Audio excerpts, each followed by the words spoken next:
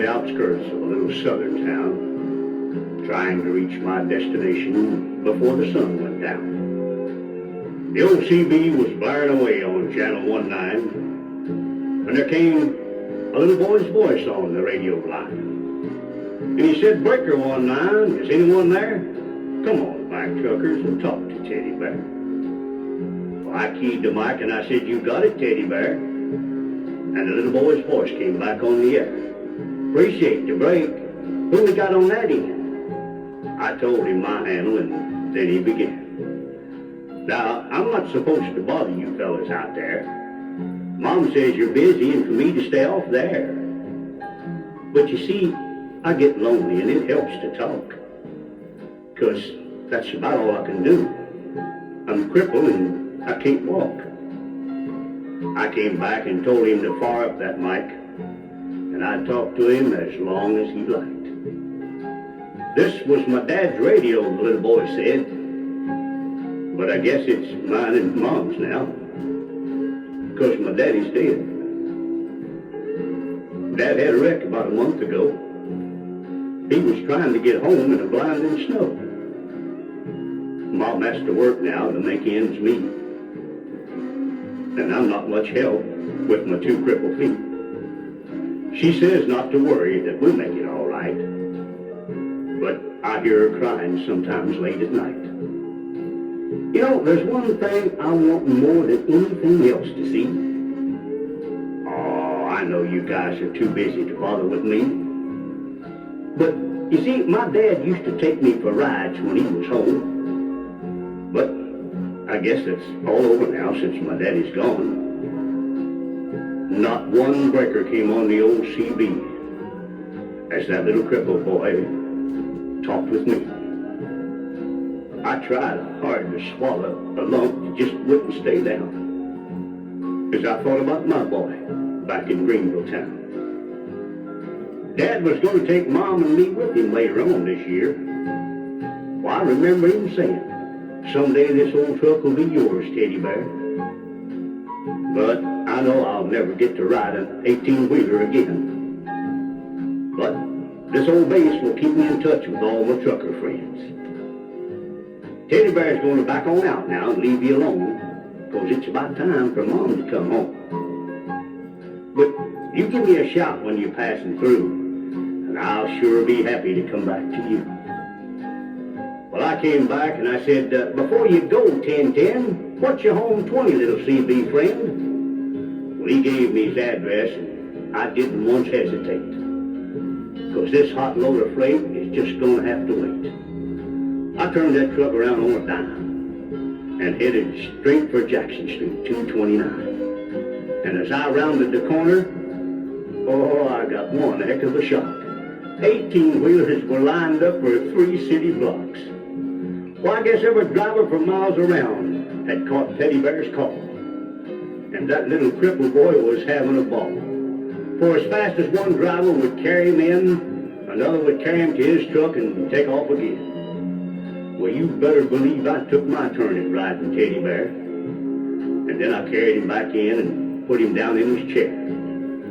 And buddy, if I never live to see happiness again, I want you to know I saw it that day in the face of that little man. We took up a collection for him before his mama got home, and each driver said goodbye, and then they were all gone. He shook my hand with a mile-long grin and said, "So long, Tucker.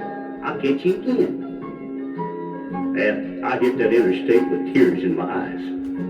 I turned on the radio and I got another surprise. Breaker 19 came a voice on the air. Just one word of thanks from Mama Teddy Bear.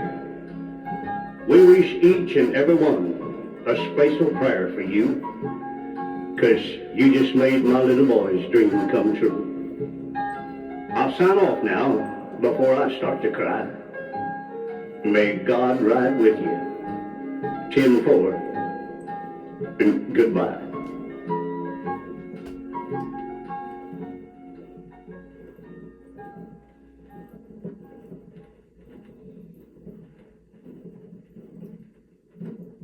Little Rosa, what's her name?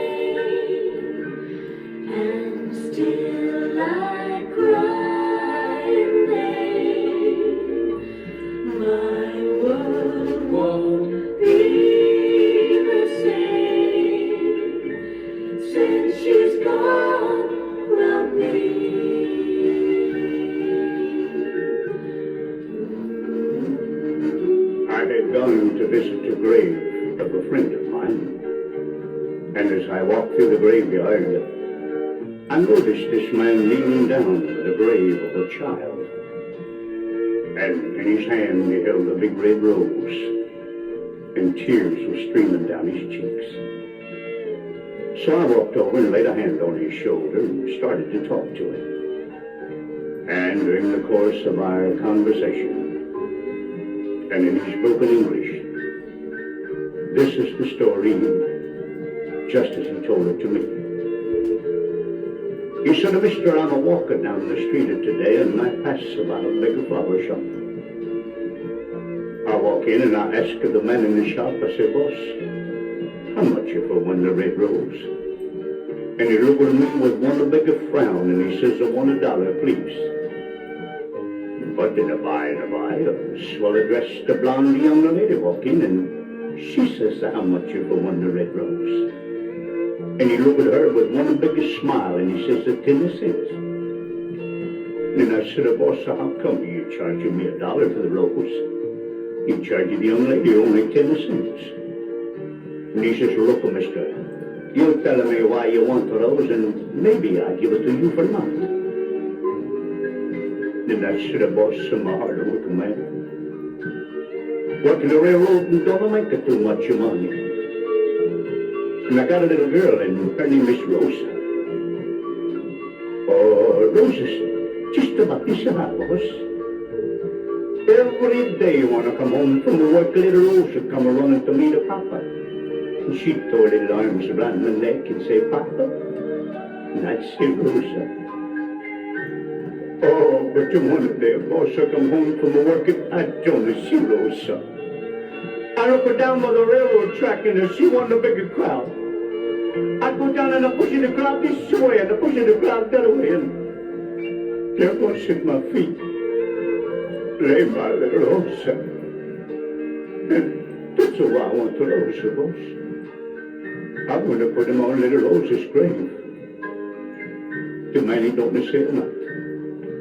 But he picked the biggest and the reddest rose and he give it to me. And I said, "Thank you, boss. Thank you very much."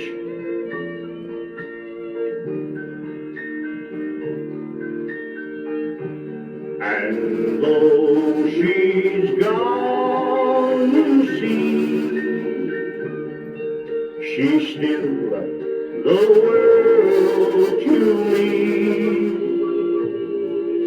To me, she'll always be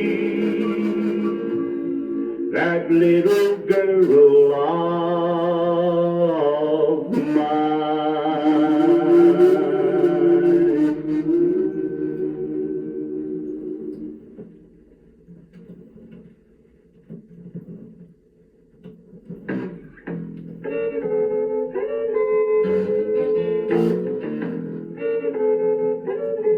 You're losing interest in me, and it's showing. It ain't no big thing, but it's growing. The pain of heartbreak I just started knowing. It ain't no big thing, but it's growing. Every day the hurt grows bigger than it did before. But I pretend that I don't notice if I can hold you one day more. Now you've got the look of someone who is going. Are you gonna leave me? And it's showing. A little tear I can feel start to flowing. It ain't no big thing, oh, but it's growing. You got the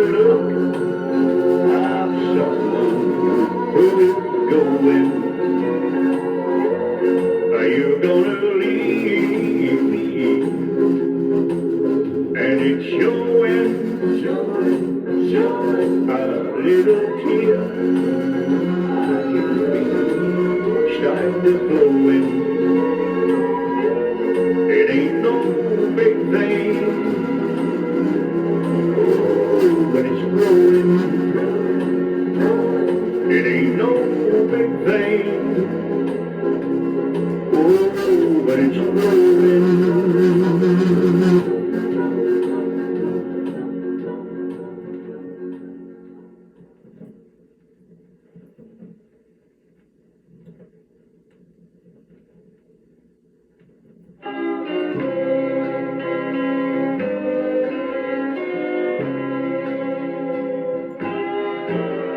When I've done everything that you asked me to do, and when I've changed every way that I can,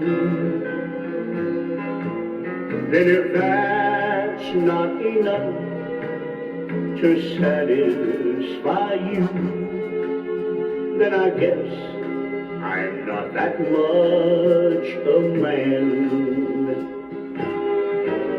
When I've gone the last mile of the way, and when I've said everything left to say, I know only sorrow awaits me.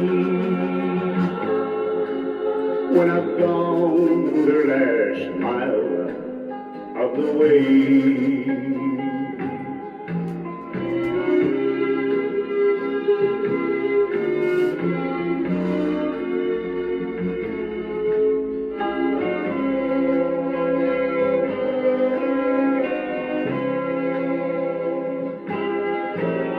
There are some things in life that money can't buy, and there's some things that words cannot say.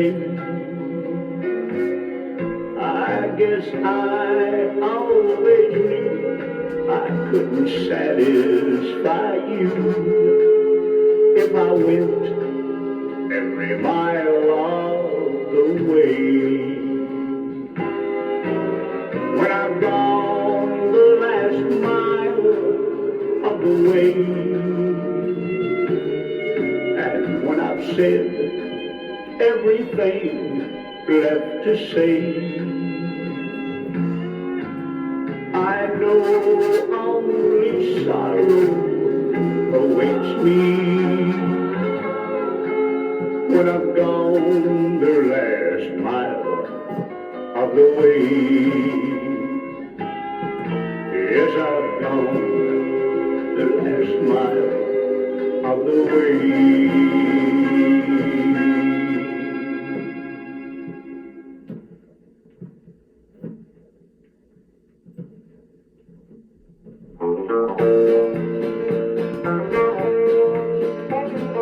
Born just south of Knoxville to a family both humble and poor.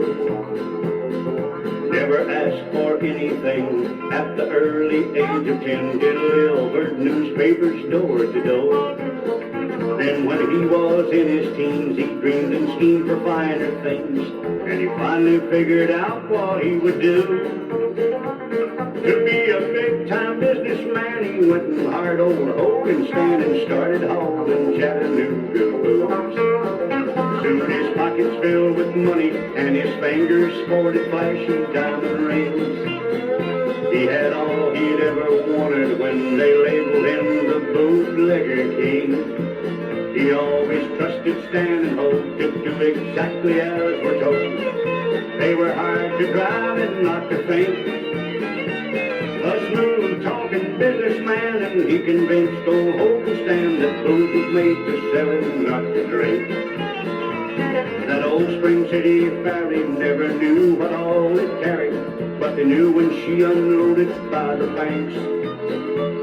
Two rusty rigs roared out of there, raking, scraping, jamming gears, disguised to look like gasoline tanks. He knew the ways to operate, running Highway 58.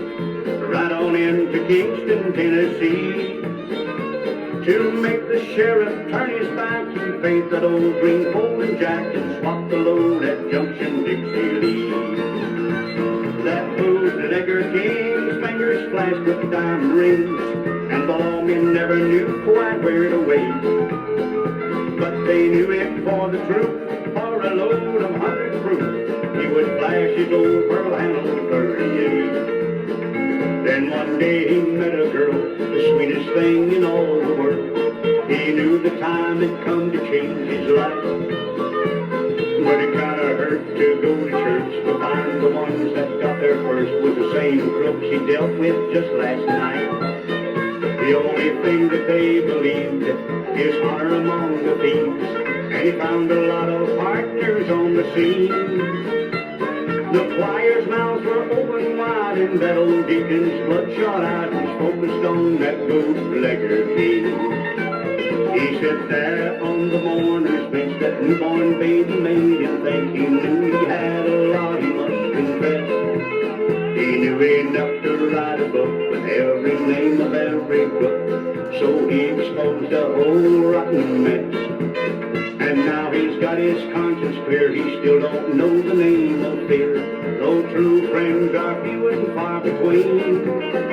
He ain't proud of what he had to do, he's heard the words that sad but true, they're out to get that bootlegger king. That bootlegger king's fingers flashed with diamond rings, and the lawmen never knew quite where to wait. But they knew it for the truth, for a load of 100 proof, he would flash his old pearl handle 38. And that's the